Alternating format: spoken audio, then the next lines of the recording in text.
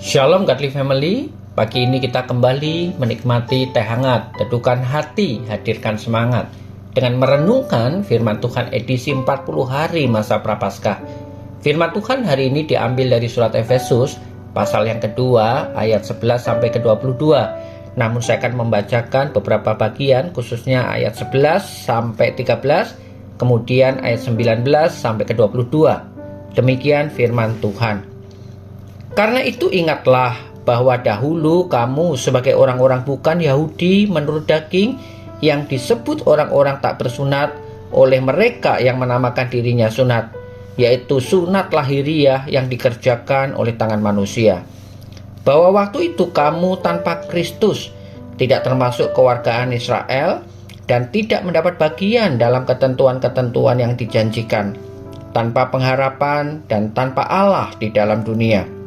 Tetapi sekarang di dalam Kristus Yesus, kamu yang dahulu jauh sudah menjadi dekat oleh darah Kristus.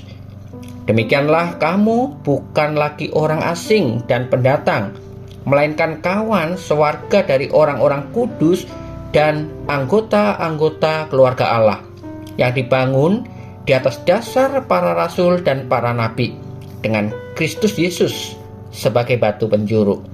Di dalam Dia tumbuh seluruh bangunan rapi tersusun menjadi bait Allah yang kudus di dalam Tuhan. Di dalam Dia kamu juga turut dibangunkan menjadi tempat kediaman Allah di dalam Roh. Demikian jauh firman Tuhan.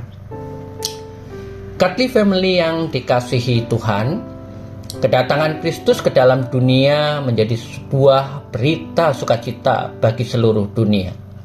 Kristus datang memberitakan damai sejahtera bagi mereka yang dekat, yaitu bangsa Israel, dan juga bagi mereka yang jauh, yakni yang bukan berasal dari keturunan Israel. Dan sangat disayangkan, bangsa Israel yang memiliki kitab perjanjian lama justru menolak Kristus sebagai Mesias yang dijanjikan Allah untuk menyelamatkan dunia.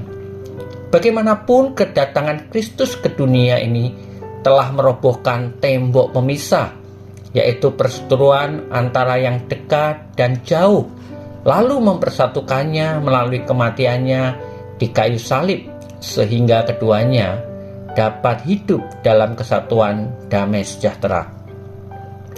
Godly Family yang terkasih, Paulus menjelaskan ada 3 hal yang dilakukan Kristus di kayu salib.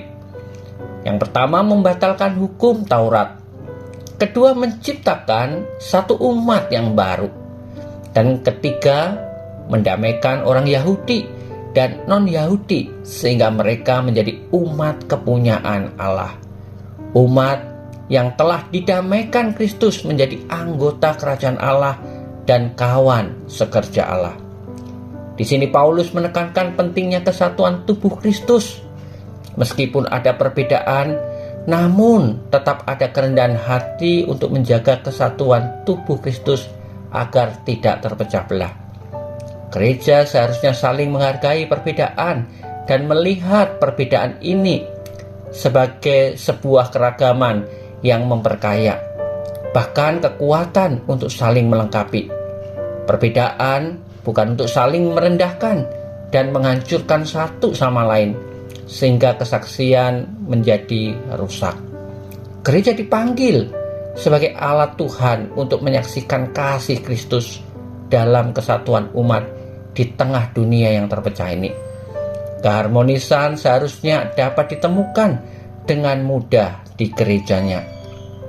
Godly Family yang terkasih, dengan memaknai kedatangan Kristus ke dalam dunia ini, gereja dipanggil untuk saling mengasihi, menghormati, dan melayani agar damai sejahtera Kristus selalu ada di tengah kehidupan kita semua.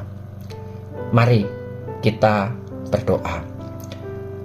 Terima kasih Tuhan untuk anugerah keselamatan yang telah Engkau kerjakan di dalam Kristus Yesus, sehingga kami dapat beroleh pengampunan. Dan melalui anugerah itu, kami juga diikat di dalam kesatuan tubuh Kristus, dan kami diingatkan untuk senantiasa menjaga kesatuan tubuh Kristus itu agar hidup kami memuliakan nama-Mu. Amin. Godly Family yang dikasihi Tuhan, selamat beraktivitas. Tuhan Yesus menyertai dan memberkati Anda sepanjang hari ini.